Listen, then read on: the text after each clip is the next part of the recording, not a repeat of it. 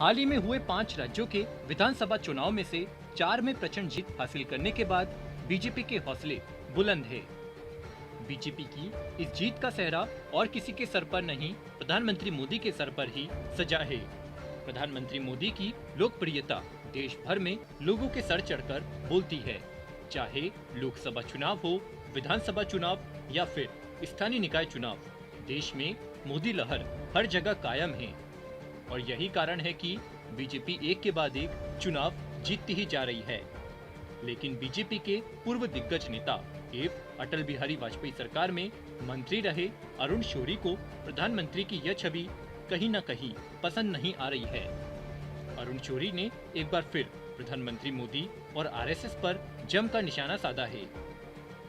आखिर क्या है पूरा मामला और क्या बयान दिया है अरुण शौरी ने, जानने के लिए देखिए इस खास रिपोर्ट को। ये है टॉक्स न्यूज नेटवर्क और आप देख रहे हैं पॉलिटॉक्स, राजनीति का कच्चा चिट्ठा। आपको बता दें, अक्सर अपने बयानों को लेकर चर्चा में रहने वाले बीजेपी के पूर्व नेता अरुण शौरी ने एक बार फिर प्रधानमंत्री मोदी पर निशाना साधा है। अपनी नई पुस्तक the commissioner for last causes में अरुण शौरी ने आपातकाल, भागलपुर हिंसा, राजनीति, बोफोर्स, भ्रष्टाचार जैसे मुद्दों का जिक्र किया है। अपनी पुस्तक के लॉन्च के साथ ही अरुण शौरी एक बार फिर से चर्चाओं में आ गए हैं। एक निजी मीडिया समूह को दिए अपने इंटरव्यू में जब अरुण शौरी से सवाल पूछा गया कि क्या बीजेपी के अंदर या बाहर कोई ऐसा है जो भाजपा और प्रधानमंत्री मोदी को चुनौती दे सकता है, इस सवाल के जवाब में अरुण शौरी ने कहा कि बीजेपी को अंदर से कोई खतरा नहीं है, क्योंकि उनके पास एक साधन है जो दूसरों के पास नहीं है और वह है आरएसएस का कैडर। अरुण शौरी ने आगे कहा कि भारतीय जनता पार्टी अब पार्टी नहीं, एक चुनावी मशीन बन गई है जिसके पास आरएसएस है जो दूसरे दलों के पास नहीं है। आरएसएस नेता अब मोदी की आर्मी का हिस्सा बन गए हैं और संघ बस एक मुखौटा बनकर रह गया। आरएसएस तर्क दे रहा है कि भाजपा सरकार में उसके एजेंडे को अंजाम दिया जा रहा है, जबकि आरएसएस का शीर्ष नेतृत्व अब सिर्फ मुखौटा बनकर रह गया है।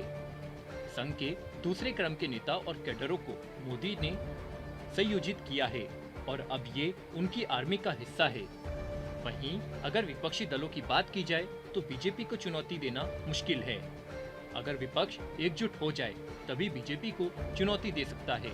निजी मीडिया समूह को दिए अपने इंटरव्यू में अरुण शौरी ने आरएसएस पर निशाना साधते हुए कहा कि आरएसएस तो 1940 के दशक से ही साधुओं जैसी समूह को अपने साथ लाने के लिए काम कर रहा है, क्योंकि वो ये अच्छी तरह जानता है कि ये समाज में एक प्रभावशाली समूह है जिन्हें लोग सुनते हैं और इनकी बातों का लोगों के जीवन पर प्रभाव पड़ता है। वहीं हमने कभी यह कोशिश नहीं की कि हम उन तक पहुंचे और ये सुनिश्चित करें कि वे आरएसएस की विचारधारा को फैलाने का माध्यम न बने। हमारी अनदेखी के कारण आरएसएस के लिए ऐसे लोगों को अपने पाले में करना आसान हो गया।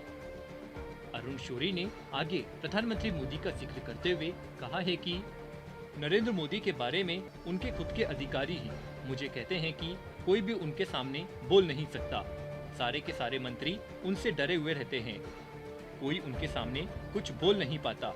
उनके सामने जाने और कुछ भी कहने से पहले लोग डरे रहते हैं और सोच समझकर बोलते हैं।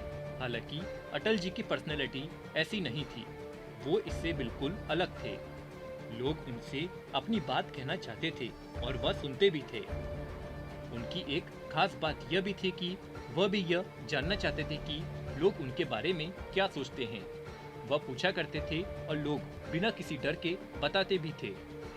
पॉलिटॉक्स ब्यूरो, दिल्ली। ये है टॉक्स न्यूज नेटवर्क और आप देख रहे हैं पॉलिटॉक्स, राजनीति का कच्चा चिट्ठा।